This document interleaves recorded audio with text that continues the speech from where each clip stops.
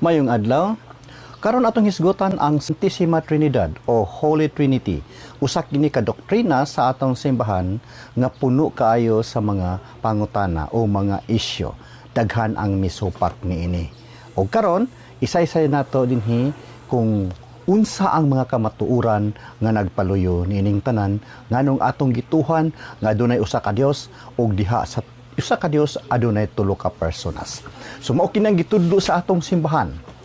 Ang Santa Iglesia nagtudlo nga adunay usa lamang ka Dios, apan niining usa ka pagka-Dios adunay tulo ka managlahi nga persona, ang Amahan, ang Anak ug ang Espiritu Santo. Ang Amahan nga walay gigikanan, ang Anak nga gikan sa Amahan, ang Espiritu Santo nga gikan sa Amahan ug sa Anak. Ang matag usa kanila naghupot sa bug-os nga kahimtang o kinaiya sa pagka-Dios. Kung unsang pagkaunsaa nga ang usa ka Dios adunay tulo ka mga personas ug kun ngano nga ang tulo ka managlahi nga personas usa ra diha sa pagka-Dios, kabahin kini sa misteryo sa Trinidad nga dili gayud matugkad sa atong pangisip. Apan ang doktrina sa Santissima Trinidad atong masabot tungod kay ang gikinahanglan niini mao man lang ang o kahibalo sa kahulugan sa mga pulong nga gigamit sa pagsaysay sa maong doktrina. Ang kinaiya kun nature mao ang lintunganay hiya sa usa ka butang. Mao kini ang nakapamao sa butang nga ginganlan. Ang kinaiya mausab ang makapahimo sa usa ka pagkamao nga mulihok isip mao nga pagkamao pananglit. Ang nakapahimo sa tao sa paglihok isip tao nagsukad sa iyang kinaiya sa pagkatao. Ang kinaiya sa pagka-Dios mao ang iyang paglungtad sa iyang kaugalingon o self-existent ug wala siya mag-agad sa lain o sa iyang pagkaanaa. Dugang pa, lintunganay hiya sa pagka-Dios mao ang iyang pagka-makagagahom, pagka-nahibalo sa tanan, pagkaanaa sa tanan o pagka-walay sinugdanan o walay katapusan. Mao kini ang giusahan sa Amahan, sa Anak ug sa Espiritu Santo. Ang persona nagkahulugan sa pagkamao nga adunay sa labutan ug kabubuton. Ang Amahan, Anak ug Espiritu Santo nga matag usa kanila adunay sa labutan ug kabubuton. Busa ang matag usa kanila matawag nga persona. Ang pagtulon-an labot sa Santissima Trinidad gipasabot diha sa daang tugon. Sa pagbuhat sa Dios sa tao, siya namulong. Buhaton nato ang tao sama sa atong larawan ug panagway. Genesis 1:26. Dinhi masabot nga ang Amahan dunay kauban sa pagpamuhat tungod sa paggamit sa plural nga personal pronoun nga nato, ato. Sa pagpakanaog sa Dios sa iyang silot sa katawhan nga buot magtukod og tore nga musangko sa langit, siya miingon, manaog kita ug libugon ta ang ilang pinulungan. Kita o libugon ta, buot pasabot na asya'y kauban. Sa pagtawag sa Dios ni Propeta Isaias, siya miingon, kinsa man akong ipadala o kinsa man ang muadto alang kanamo. Isaias 6:8. Og si Propeta Isaias miingon nga ang Dios ug ang iyang espiritu maoy nagpadala kanako. Isaias 48:16. Di man usab nato nga ang Dios mipadayag sa iyang kaugalingon sa inanay nga paagi. Ang gipahimug-atan nga pagtulon-an sa daang tugon mao ang pagkaulusahon sa Dios. Diha sa bag-ong tugon, ang pagtulon-an labot sa Santissima Trinidad gipadayag sa upat ka mahinungdanon nga bahin sa kinabuhi ni Hesus. Una, sa iyang pagpakatao.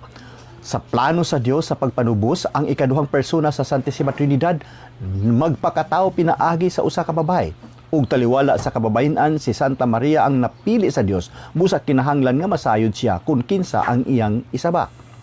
Ang anghel miingon ngadto kang Maria, mukunsad kanimo ang Espiritu Santo ug ang gahom sa Dios magpabilin diha kanimo.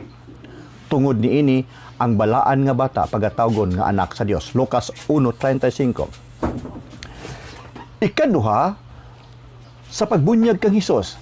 Tapos kabunyagi si Hesus, nakita ni San Juan nga naabli ang langit ug ang Espiritu Santo nagpakita sa dagway sa usa ka salampati ug dunay tingog nga nabati gikan sa langit nga nag-ingon, kini ang pinangga kong anak nga gikahimutan ko pag-ayo. Lucas 3:22. Ikatulo, sa gabii sa pagpasakit ni Hesus, siya misaad sa iyang matinunan, mangayo ko sa amahan ug iyang ipadala kaninyo ang laing manlalaban, ang espiritu sa kamatuoran. Juan 14:16. Ikaupat, sa dayong sakan ni Hesus ngadto sa langit, si Hesus mimando sa iyang matinunan, panlakaw kamo ngadto sa tibok kalibutan ug himuha sila nga akong matinunan ug bunyagi sila sa ngalan samahan sa Anak ug sa Espiritu Santo. Tulo ka persona ang na-mention dining dapita. Mateo 28:19. Niini nga pulunga gibutang ni Hesus ang Espiritu Santo sa samang gahom, dungog ug himaya samahan ug sa Anak. Sa pagkatapos ni Pablo sa iyang sulat ngadto sa taga-Korinto, mihatag siya kanilag panalangin sa pag-ingon, mag-uban unta kaninyong tanan ang grasya sa Ginoong Hesukristo, ang gugma sa Dios ug ang pakigambit sa Espiritu Santo. Ikaduhang Korinto 13:13. Ha sa Biblia, ang matag persona gipaila nga Dios. Mahitungod sa amahan, si San Pablo miingon, apan alang kanato may usa lamang ka Dios, ang amahan nga nagbuhat sa tanang butang. Unang Korinto 8:6. Ug sa sulat ngadto sa taga-Hebreo, ang amahan mismo mipaila sa iyang anak nga Dios. Matud pa, apan bahin sa iyang anak, miingon ang Dios, ang imong trono, O Dios, mulungtad hangtod sa kahangturan. Hebreo 1:8. Ang amahan nga Dios nagtawag sa iyang anak nga O Dios. Si San Pedro nagtudlo nga ang Espiritu Santo Dios, ug na makaka sa Espiritu Santo, dili ang mga tao ang imong gibakakan kun dili ang Dios.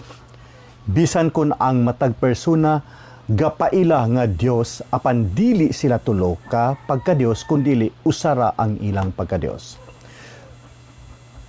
Si Jesus miingon, ang akong amahan ug ako usara. Juan 10:30. Sa sulat ni San Juan giingon, didto sa langit dunay tulo nga nagpamatuod, ang amahan, ang pulong ug ang espiritu, ug kining tulo usa lamang. Unang Juan 5:7.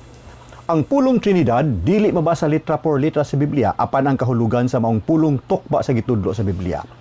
Sunod, muhimo kitag panagtandi tali sa kahimtang sa Dios ni Kristo ug sa Espiritu Santo. Kung ang lintunganay hiyas sa pagka-Dios mahuptan usab ni Kristo ug sa Espiritu Santo, masabot nato nga sila matuod nga Dios. Una, ang pagkamagbubuhat.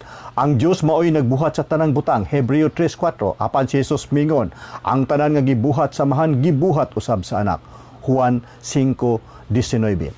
Ug sa paglalang sa Dios sa tanang butang giingon, sa pagsugod pagbuhat sa Dios sa kalibutan ug sa tanang butang sa kalangitan, ang Espiritu sa Dios naglihok ibabaw sa katubigan. Genesis 1:1 ngadto sa 2. Busa ang Espiritu Santo apil sa pagpanglalang. Ikaduha, ang pagka-eternal. Sa wala pa buhata ang kabukiran, Diyos ka na, sukad sa walay sinugdan o walay katapusan. Salmo 9:92.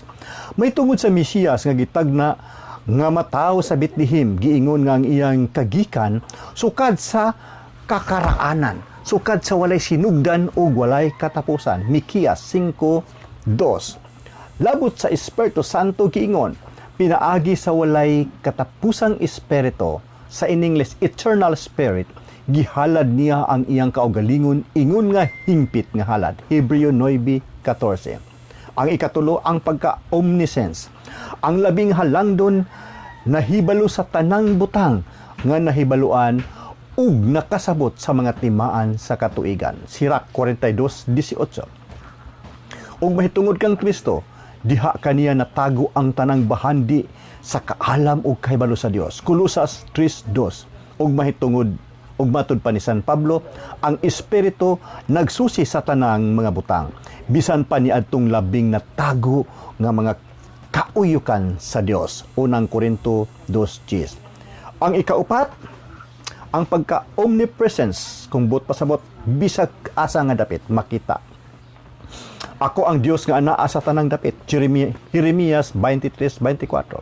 Ug labot ni Kristo, busa siya nga mikunsad, maura usab ang mikayab, saylo pa sa kalangitan, aron mapuno ang tibuok universo sa iyang presensya. Episo 4:10. Ug sa basahon sa mga salmo, asa ba ako paingon aron mahilayo sa imong espiritu? Asa ba ako mutago aron mahilayo sa imong presensya? Salmo 139:7 ngadto sa 10. Ikalima, ang pagkatinubdan sa kinabuhi. Tinubdan ka sa tanang kinabuhi, Salmo 36:9. Ug si Jesus miangkon, kaingon nga banhawon sa amahan ang mga patay ug hatagag kinabuhi, banhawon usab sa anak ug hatagag kinabuhi ang buot niyang banhawon. Juan 5:21. Ug labot sa Espiritu Santo si Hub miingon, ang Espiritu sa Dios maoy nagbuhat kanako ug naghatag kanako kinabuhi. Hub 33:4. Ang ikaunom, ang pagka makagagahom. Ginoo, wala gayoy sama kanimo, ikaw makagagahom ug halangdon gamhanan ang imong ngalan. Jeremias 10:6. Si San Pablo miingon, si Kristo mao ang gahom ug ang kaalam sa Dios. Unang Korinto 1:24. Og si Jesus miingon, dili si Satanas kundi ang Espiritu sa Dios mao ay naghatag kanako sa gahom. Mateo 12:28. Pinasikad niini nga mga panagtandi, tinaw nga ang Amahan ug ang Anak ug ang Espiritu Santo naghupot sa usarang kinaiya o kahimtang sa pagkadios. Bisan kung kining maong kamatuoran gipadayag kanato apan nagpabilin kini nga mao ang labing halawom ug labing tulog karon nga misteryo sa atong pagtuo. Makatukib ka ba sa mga utlanan sa pagkagamhanan sa Dios? Mas habog pa kini sa langit ug dili mo gayud kini matugkad. Job 11:7 ngadto sa 8. Si San Pablo miingon, pagkabandianon gayud sa Dios ug pagkatulog karon sa iyang kaalam ug kahibalo. Kinsay makasaysay sa iyang hukom, kinsay makasabot sa iyang mga paagi. Roma 11:13. So, mao kadto mga igsoon ang mga pamatuod nga ang Amahan, Anak ug Espiritu Santo usa ka Dios. Managlahi ang persona apan anaa sila sa usa ka Dios. Daghang salamat.